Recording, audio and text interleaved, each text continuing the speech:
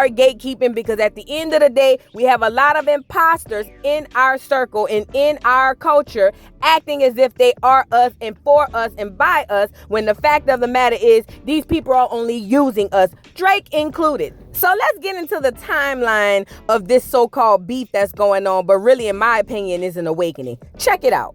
So here's a timeline of events according to Billboard.com. So it says, a week after it originally leaked and then got premiered by DJ Academics, Drake bought his Kendrick Lamar diss track Push-Ups to streaming services on April 19th. The Six God mocks Kendrick's small stature, notably his foot size with the cover art, and his deal with Top Dog Entertainment.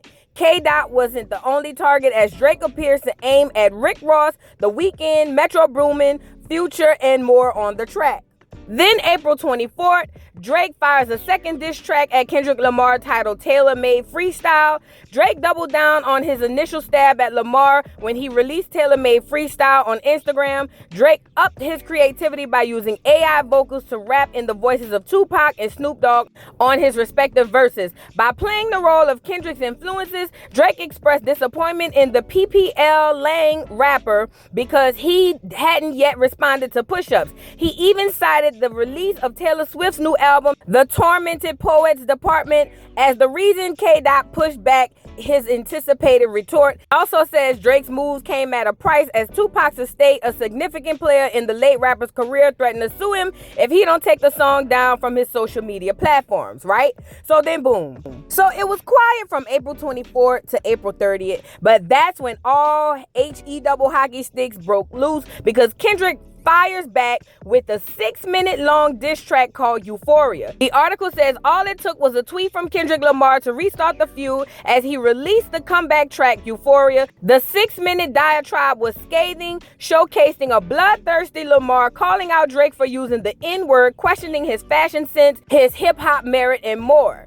Okay, so this is when it really got crazy, because at this point, Kendrick Lamar is out for blood. Now, on May 3rd, Kendrick drops the second diss, 616 in LA. Now, this is less than 72 hours after Euphoria arrived. Kendrick Lamar ambushed Drake again and attempted to go back-to-back with his second diss song called 616 in LA. In the early morning of May 3rd, Kendrick unveiled his lyrical bomb. This time, he fired straight at Drake's camp, claiming the OVO boss has a mole dishing out dirt on him. Have you ever thought that OVO was working for me? Which is a quote from the song. Fake bully, I hate bullies. You must be a terrible person. Everyone inside your team is whispering that you deserve it. And Tootsie slide up out of this one, it's just gonna resurface. So now Kendrick is at Drake's neck. And not only that, he's got him looking at his camp like, bro, what's going on? Who's leaking what? Who's doing what? He used the cover art of Drake's alleged Ozempic pill bottles. It was crazy. Everybody was going crazy. DJ Academics was trying to figure out what's going on. He was getting caught back to back. He didn't really understand when Kendrick Lamar mentioned that whole back-to-back reference in that last diss track that he did, that he didn't really understand Kendrick was going to come back to back to back. And we were just getting started. So now on the same day, Drake decides he was going to drop again, and he dropped a song called Family Matters. This is the third diss track. It says Drake's eviscerating Family Matters replied arrived on YouTube about 14 hours after Kendrick Lamar delivered his 616 in LA diss track. Drizzy picks up where he left off to finish Push-Ups and snipes back at Lamar and his alleged fractured relationship with fiance Whitney Alford, which he claims is filled with infidelity, okay? Now, he did say this part in the diss track. He says, you the black messiah, wifing up a mixed queen, and hit vanilla cream to help out with your self-esteem. On some Bobby I want to know what Whitney need. He spews. Now, he also in this rap starts talking about how Kendrick Lamar basically raps like he's trying to free the slaves. And personally, I didn't like that, because first of all, who are you to speak about the slaves? And then secondly, what are you trying to say? Okay? I ain't like that part. But let's move on. So now this is where the gloves come off. May 4th, Kendrick replies with his third diss, Meet the Grams. Now, it says, mere minutes after Drake's Family Matters arrived, Kendrick Lamar returned with the blistering Meet the Grams.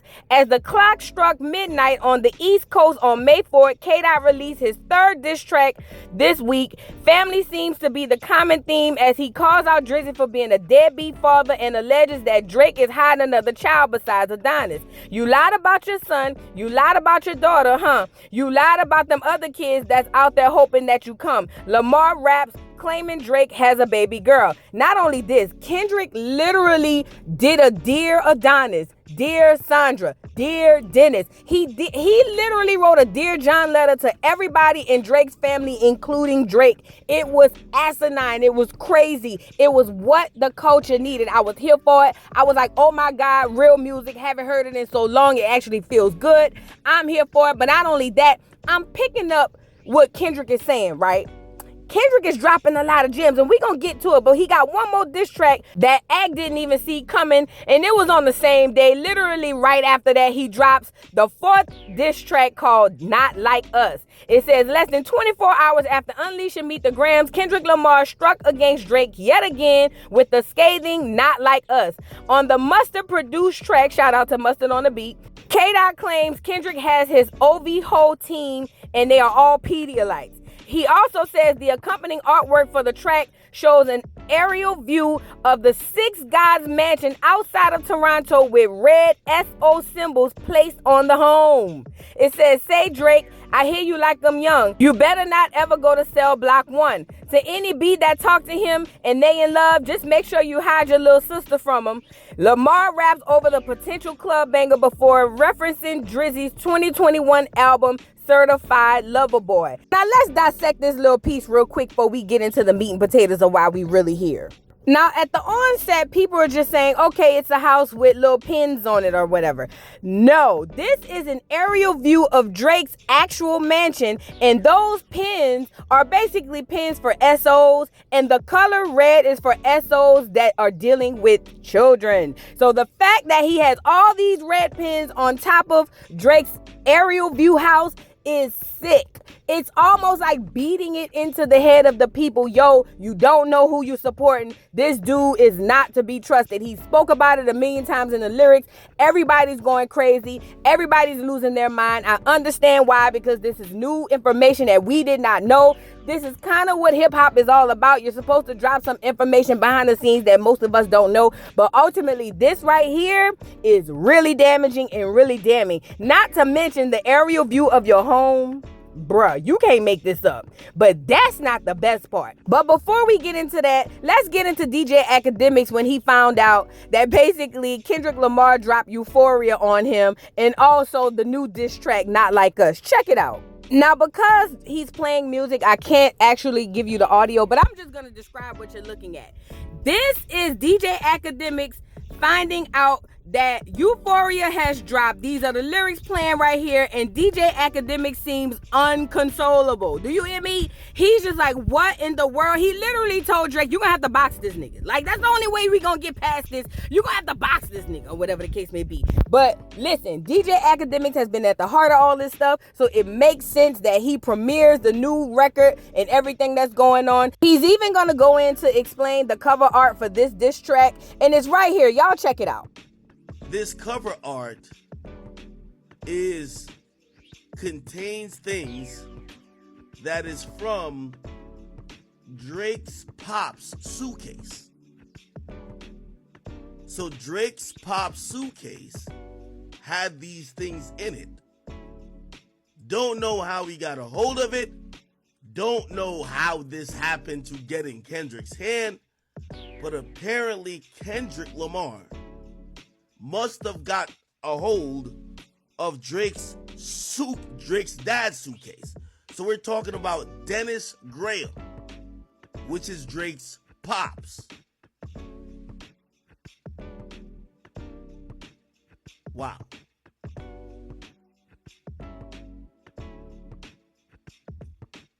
Wow.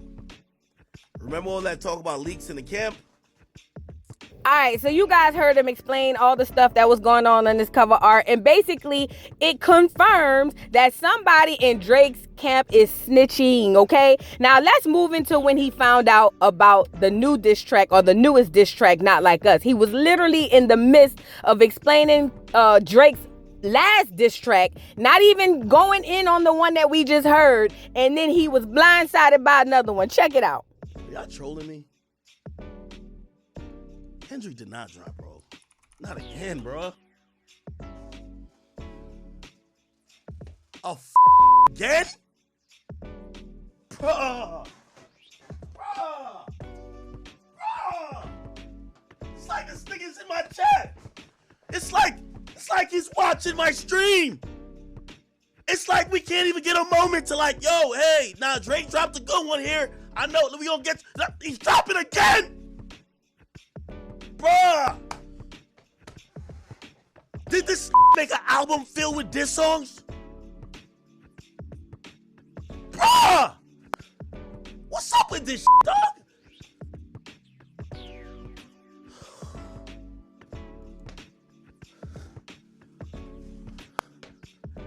What in the is going on?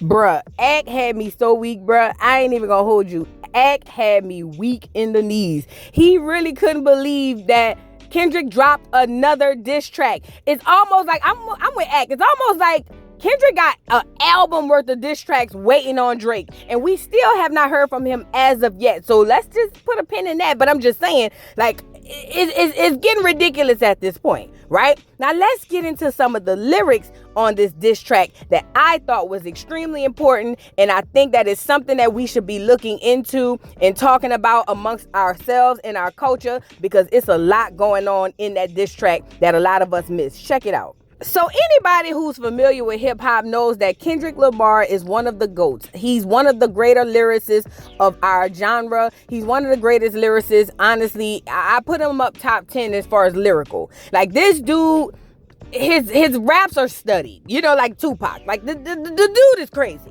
But anyways, I'm finding out Kendrick not only has a good pen, but he has a good brain as well, because he's very aware of who he is and who we are, which most of us aren't. But he's going to touch on that a little bit in this diss with Drake, because like I said, Drake is a foreigner in the culture of hip hop.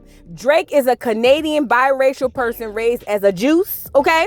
And he is not a Black American who is the curator and the creator of hip hop. I know a lot of people don't like to hear that, especially people who look like me, because we're so taught to just give everything of ours away, and then we get upset when people tell us we have no culture. I never really will understand it, but I'm saying this because this is now the time to gatekeep, because we're starting to realize that a lot of foreigners have been cosplaying in our culture and literally using us to get where they needed to go and then leave us in the dust, right? So let's get into some of these lyrics.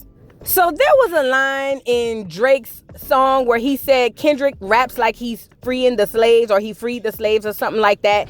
And Kendrick, like myself, didn't quite take that too well. You know what I mean? So what he did was literally drop a history lesson on wax so that you understand why that statement and statements like that from people like Drake are extremely problematic. Let's get into it.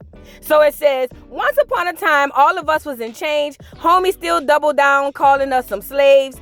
Atlanta was the Mecca, building railroads and trains. Bear with me for a second. Let me put y'all on game. Now, this is when he's about to compare then to now, and how everything that's doing now, or everything that's been done, has been done over and over again, and we're still doing it. It's a cycle that repeats itself. So he goes on to say, back then the settlers were using town folk to make them richer.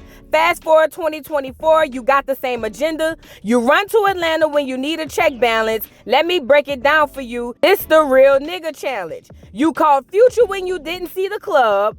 A what? Lil Baby helped you get your lingo up. 21 gave you false street cred. Thug made you feel like you was a slime in your head.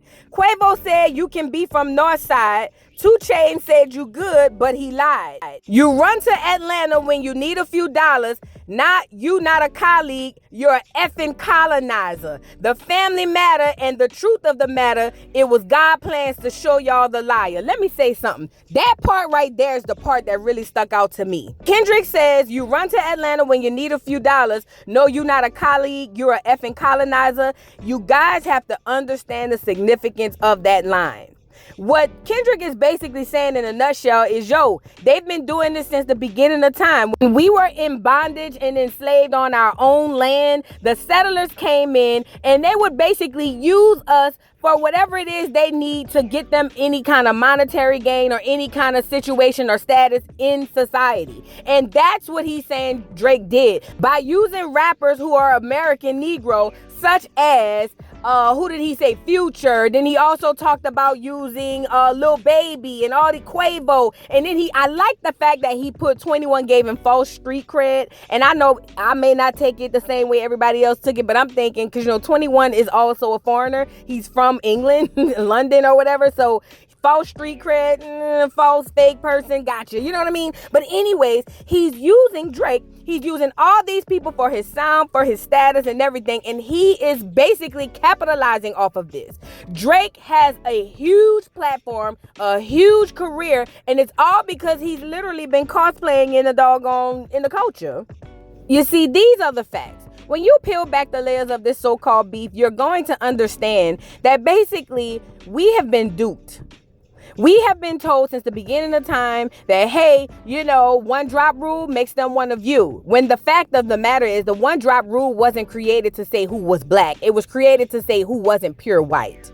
And we have adopted that whole thing and allowed these cosplaying colonizers such as Drake come into our culture, take on the look, the sound, the status and everything of us, and then capitalize and leave us in the dust. So much so, the media pushes these people into our spaces, and even on entertainment, TV, radio, everywhere that you can find a person, and we don't even realize that we're being duped. Drake was raised with his clear side of his family. He wasn't raised in hip hop. He wasn't raised around Negroes. Period. In Canada, mind you. So the fact that he has this crazy career after he takes the sound and the style of all these American Negroes who aren't as big as him, it should be alarming to you guys.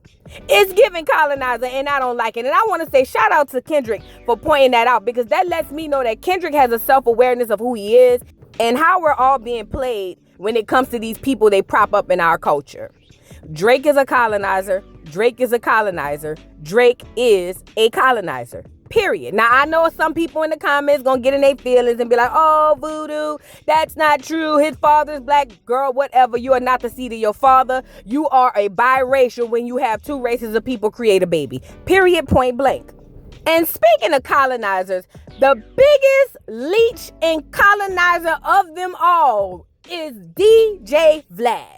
Now, DJ Vlad has been, I don't know why, the go-to for Negroes in hip-hop. They all go sit in his platform or sit on his platform and talk to him about secrets. A lot of them allegedly, apparently, coincidentally get arrested as soon as they leave, or they're unalive. And I don't understand for the life of me why Negroes still go to this man's platform. However, he has curated millions of dollars off of black culture, so much so that even on YouTube, if any of us were to use any of his content, he would automatically strike you, try to get your page taken down, and so on and so forth. He's literally a colonizer, the colonizer's colonizer, and it's sick. But speaking of him, he decided to chime in on another girl's platform or on the situation, and the girl told him, hey, this is black folk business, and he didn't quite like that. But before we get into this, let's take a look at DJ Vlad's net worth, okay?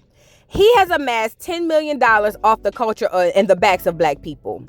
If you guys want to know what a slave master looks like, or what a slave master amassed back in the 1700s off the free work and backs of slaves, you are looking at it right here. $10 million. And you can't even use his stuff, even though he's using our stuff to make money. Does that make sense? It's weird. So this lady basically tells the Vlad, hey, this is black people problems, black folk culture, you need to stay out of this. And he tried to get the lady fired. Let's go get it. So this black woman basically commented and said, "You are white. This is a black folks affair." DJ Vlad responds and says, wait, so a professor at Princeton is telling me a white person shouldn't be allowed to voice their opinion about hip hop? Is that how you interact with your students? Mind you, he's adding Princeton, so that they can be aware of this woman and what she's saying. Then she also goes on to say, what I'm saying is that you put your opinion in a discussion that's not needed. This conversation is and should be centered black people, not you. He then responds and says, don't try to change your words now. I'll be reaching out to at Princeton about this on Monday. Do you see what I'm saying? DJ Vlad has basically the audacity, but not only the audacity, DJ Vlad feels like, who are we to keep him out of our spaces? Even though we can't go into any of his juice spaces, if you know what I mean. Not to mention, him caping for Drake's makes sense because they're both in the juice community. You know what I mean? It's crazy. He feels like, how dare this woman, and he's willing to get her fired from her job at Princeton simply because she told him to mind the business that pays him, and this right here ain't it. You guys, we have to start gatekeeping because these people have so much, they feel like they have autonomy over us at all costs. Now it gets worse. Someone responds and says, oh, hush, lady, any human being is allowed to comment on anything they feel like commenting on. This nonsense has been familiar. Refrain from ages, and it needs to be given a rest because you can't stop it. Goes to show the people in high academia can be so dense at times. Then the person at the bottom says, LOL, bringing up race into this is crazy. This ain't even about race. It's about art and music, bruh. We are so lost. Let's move on. Then someone says, damn, Princeton is just giving anyone a job these days, huh? This lady is a bird. Mind you, DJ Vlad is inserting his opinion where no one is asking him. But we're going to make it seem like this lady's just a horrible person and get her job taken away, right? Wrong. So after the lady told him his opinion wasn't needed, he says, it's exactly what you said. You're just backtracking now. I never belittled your academic background. Just the opposite, actually. I'm pointing out that someone claiming to represent a top Ivy League school university should be held to a high standard. You're threatening your own job by publicly spewing bigotry while representing at Princeton in your bio. I responded to you because all those other responses are from trolls and fake accounts. You may want to think about getting a burner account like all the other bigots do. That's how they keep from getting fired. LOL. So he's basically egging this whole at Princeton thing on, calling this lady a bigot because she told him this was black folk business. This is insane. This man has to be stopped. He's trying to get a black woman fired because he doesn't like that she told him to mind his business, as he should. But again, it's not just on him because we've given him the key to hip hop. So in order to continue the threat, he says it's called a permanent record. Every university has one. I went to Berkeley myself. People spew ignorant and bigoted comments at you publicly and then act like they're getting bullied when they get a response. Typical victim mentality. Go ahead and take that at Princeton out of your profile, sweetie. You just admitted it's not even true anymore. LOL. See, he's dragging this girl, keep adding Princeton to get, I can't stand DJ Vlad. I cannot stand this colonizer. I literally can't. Then to make more fun of us, he goes on and says 2 million impressions on this random tweet that no real music person is disputing. People are so easily triggered these days. Mind you, he's standing 10 toes on adding Princeton to get this lady fired on a comment that nobody asked him to comment on. And I don't care what he says. All those other accounts weren't burner accounts. He was doing what he does best, get black people in trouble. Allegedly. Moving on. So then, like I said, he doubled down, tripled down, saying, don't try to change your words now. I'll be reaching out to at Princeton on Monday. DJ Vlad needs to be stopped. But I love that the people of Black Twitter came together collectively and got him up out of there. Check it out. So this guy says, if you're black and you're defending DJ Vlad, you are garbage.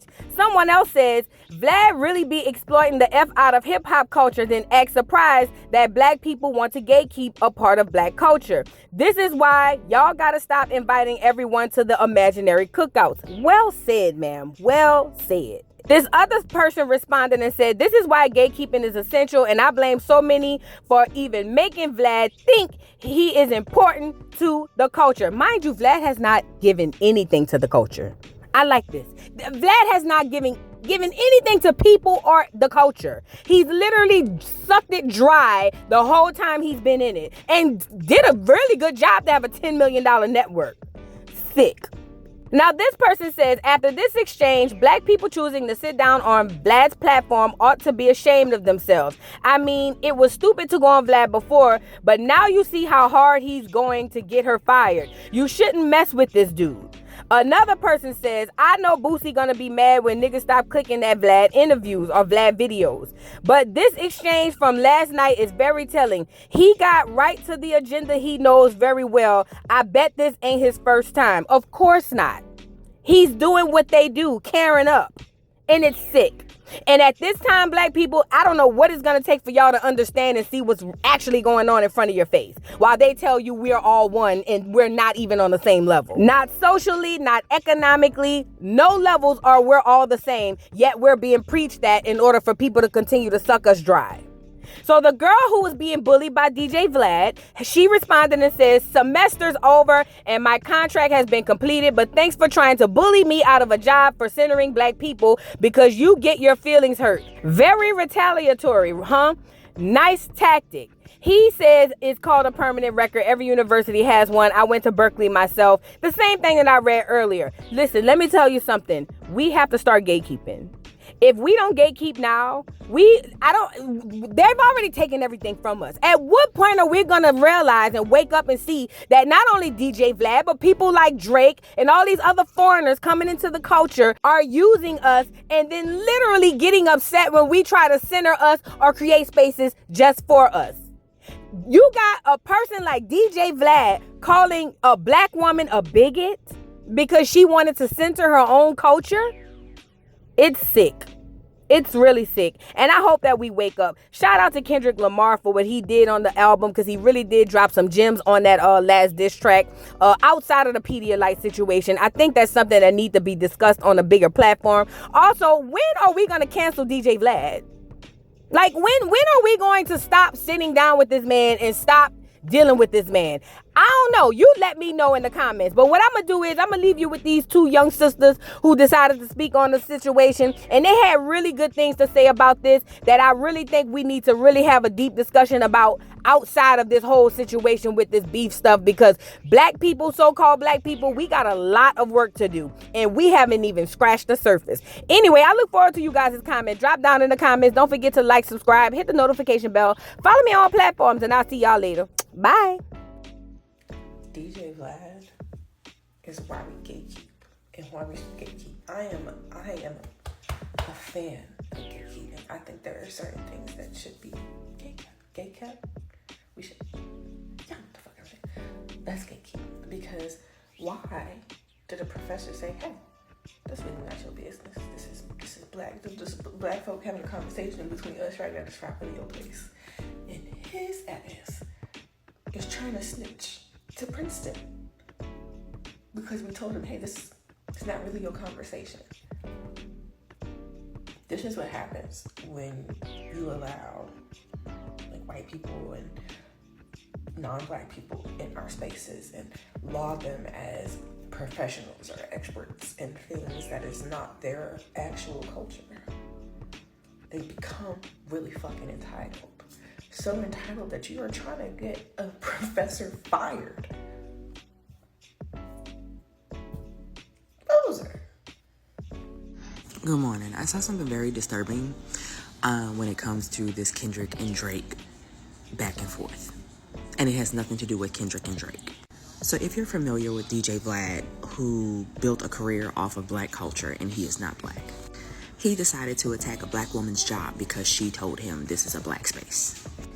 No, but seriously, DJ Vlad literally got mad because she said, you are white, this is a black folk affair. And he decided to start tagging Princeton, where she works, and says that he's going to reach out to them on Monday because she told him this is a black folk affair. That's it. She didn't call him out his name. She didn't call him any racial slurs. Nothing. She said this is a black folk affair. and he decides to go after her job. This man built a career off of black culture. He is not black. And he feels uncomfortable. He feels attacked because he is being told by someone in a culture he does not belong to. Is saying that this ain't for you. Stay out of it. Now, historically speaking in this country, black people existing in black spaces at some point was illegal. Black gatherings, black whisperings, black tradition, all were illegal in this country, to the point that white violence was allowed to thrive whenever black people existed in black spaces. And so what does Black do? He becomes his ancestors' wildest dreams and decides to attack a black woman who said this is a black space. It's a very colonizer thing to do. I truly hope that hip-hop artists are paying attention to what this man is doing, because he is a guest into black culture. He is not of black culture. And he is trying to get a black woman fired for talking about her culture and saying this is our space. This is not for you to chime in. This is our space. That's all she said. And he feels the punishment for saying that you do not exist in our space is to get her fired. That's extreme. But yes, I truly hope you black artists stop going to Vlad. Do not go where you are not celebrated but tolerated. I want to point out that most people who think like Vlad don't do this to other cultures, but mainly black culture. Mr. Carroll, how you give the voodoo doll time to talk? I don't get no fucking time to talk. Who the voodoo doll is? The nigga you just had up here.